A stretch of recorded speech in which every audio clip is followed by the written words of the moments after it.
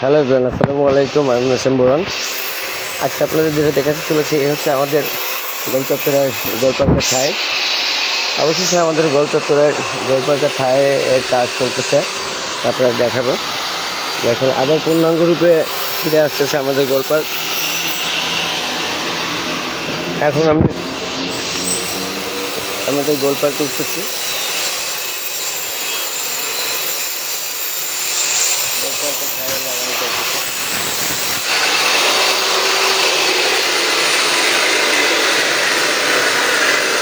আমাদের মিস্ত্রি ঠায় লাগাচ্ছে, যে ঠায় সম্পূর্ণ কাজ চলতেছে। আপাতত করে লাগানো আছে, সব করে কেউ যাবে না, তো একজাক্টলি সবগুলোই লাগানো কমপ্লিট হয়ে গেছে, দেখতে পাচ্ছেন। তো অবশেষে পূর্ণাঙ্গ রূপে ফিরে পাইছে আমাদের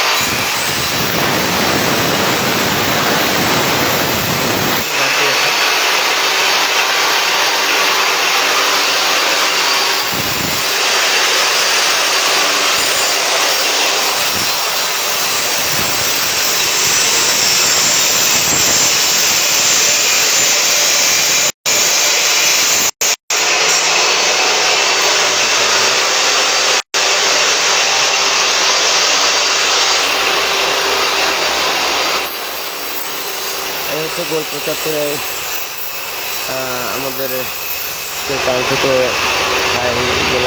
লাগানো হলো পরিপূর্ণরূপে আমাদের গোল চত্বর ফিরে এখন তার পরিপূর্ণ রূপটা ফিরে পাইছে। আমি আপনাদের চারপাশটা দেখাই।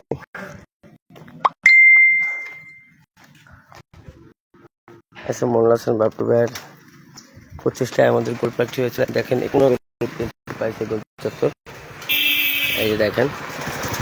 আমরা বলেছিলাম আমাদের চত্বর ইনশাল্লাহ আবারও পরিপূর্ণভাবে গোলপার্কটি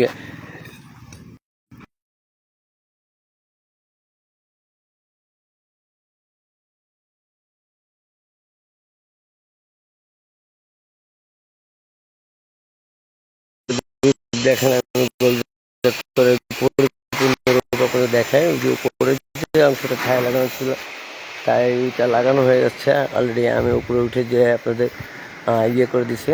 দেখেন অত্যন্ত আনন্দিত এবং কি বলবো, অনেক ভালো লাগতেছে যে আজকে আমাদের গোল চত্বরে একটা পরিপূর্ণ রূপ আসছে। আরও অনেকটা কাজ বাকি আছে, ইনশাল্লাহ আপনাদের ভালোবাসায় আবারও গোল পার্ক, আমাদের জেবিএমের ঐতিহ্যবাহী গোল পার্ক আবারও একটু পূর্ণাঙ্গ রূপ পেল।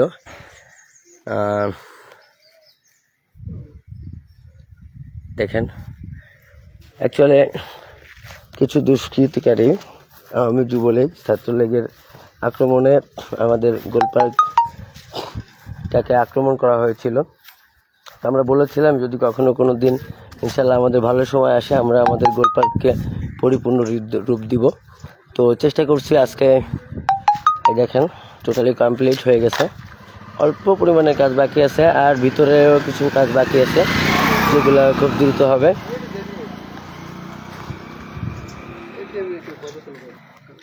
ওরে বাবা, আমার কেমন লাগতেছে, আবার পরিপূর্ণটা রূপ পাইছে না?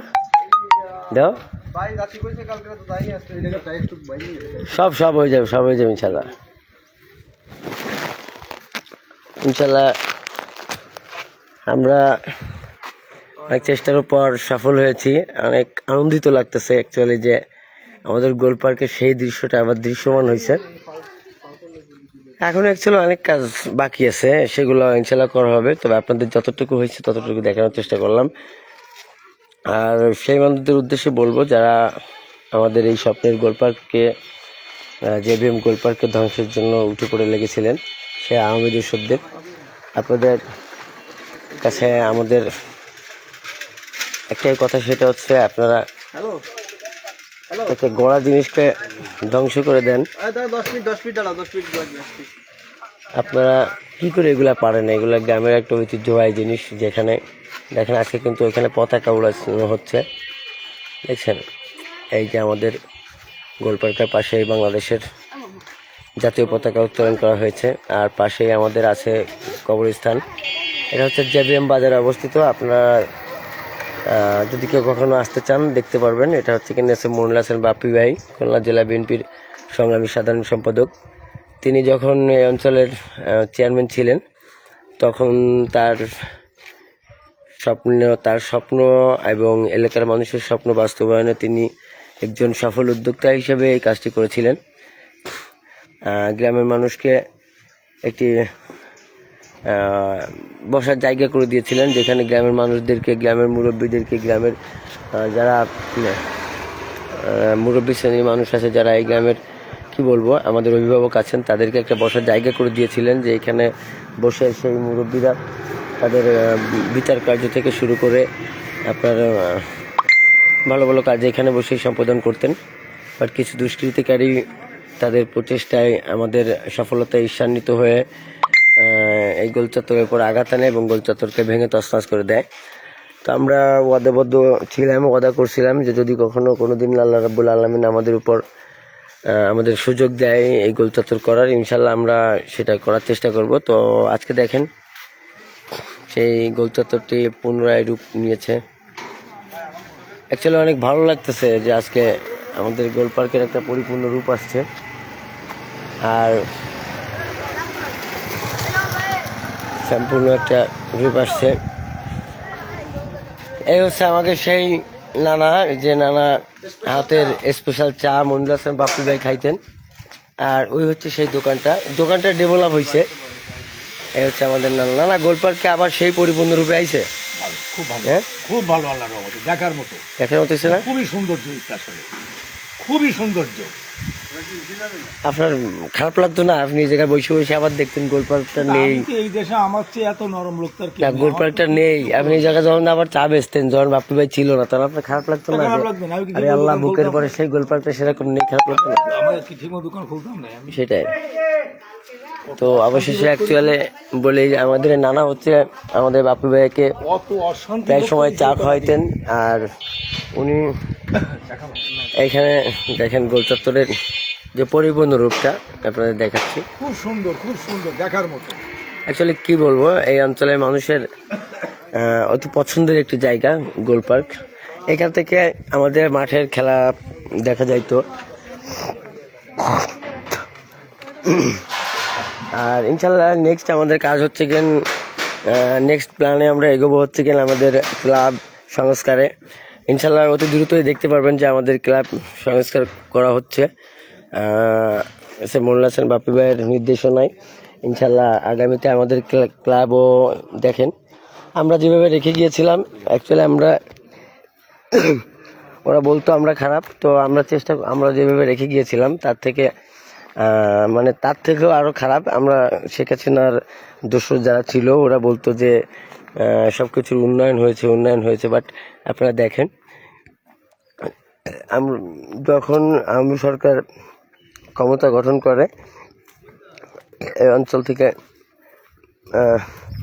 বাপ্পি ভাইয়ের দ্বারা যে উন্নয়নগুলো হয়েছিল, সেই উন্নয়নগুলোর মধ্যে দেখেন কি বলবো, আসলে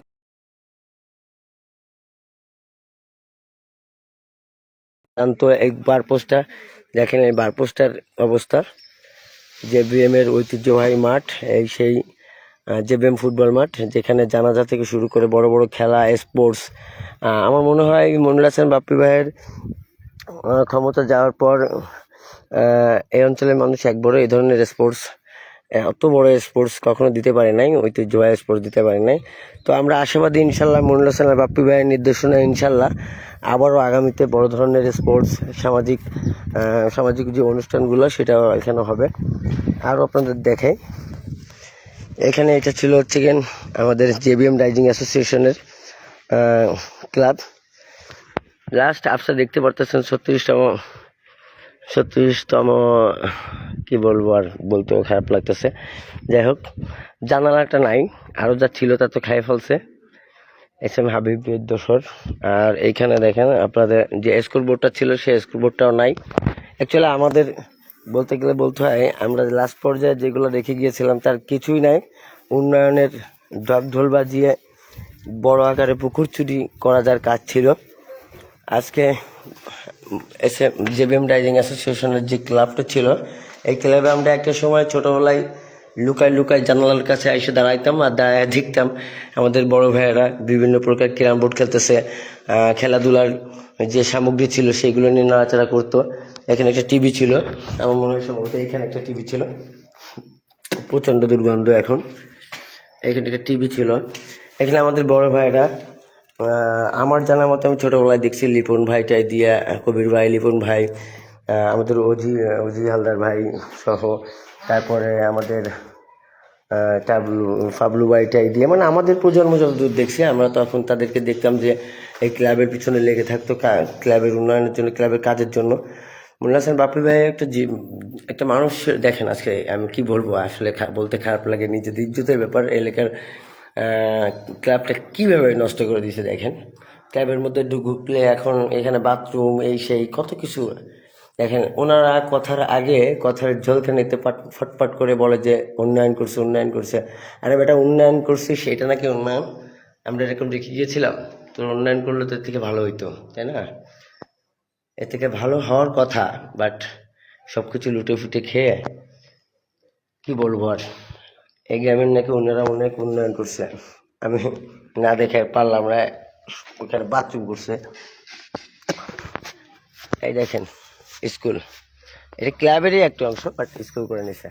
যাই হোক, আমরা আবার চেষ্টা করবো এবং কথা দিয়ে যাচ্ছি ইনশাল্লাহ জেবিএম রাইজিং অ্যাসোসিয়েশনের এই যে ক্লাব আছে, এস এম মোল্লা হাসান বাপ্পি ভাইয়ের নির্দেশনায় আবারও এই ক্লাবটা একটি পরিপূর্ণ রূপ পাবে এবং এই মাঠে খেলার মাঠও পরিচর্যা করা হবে। এবং এই যে দেখতেছেন, আমরা তো বার পোস্টের উপরের অংশটা রেখে গিয়েছিলাম, সুন্দর করে দিচ্ছেন।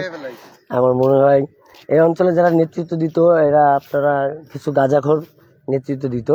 সেই গাঁজাখোরেরা এখানে 5 বিক্রি করে গাঁজা খাইছে, এরকম রেকর্ড আছে। 5 বিক্রি করে গাঁজা খাইলো না? হ্যাঁ, এইখানে বাপ্পি ভাইয়ের স্বপ্ন ছিল যে এই যে অংশটা আছে, এই অংশটায় উনি একটি, মানে কি বলবো, পার্কের মতো লোকজন বসে খেলা উপভোগ করতে পারবে। ঠিক সেরকম করতে চাইছিল যে এখানে বসে মানুষ খেলাটা উপভোগ করতে পারবে, যেহেতু আমাদের মাঠের চারিপাশে সীমানা ঘিরলে আর আশপাশে জায়গা ছিল না।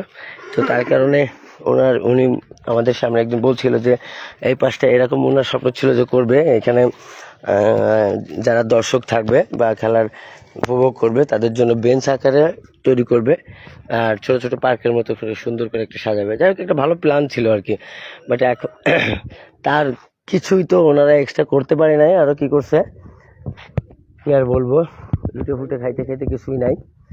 তো অবশেষে উন্নয়ন তো কিছু করতেই পারি নাই। হচ্ছে জেবিএম এর সেই এখান থেকে আমরা খেলা উপভোগ, এখানে যারা আমাদের অডিয়েন্স থাকতো বা বাইরের অতিথি মেহমান থাকতো তারা তো অবশেষে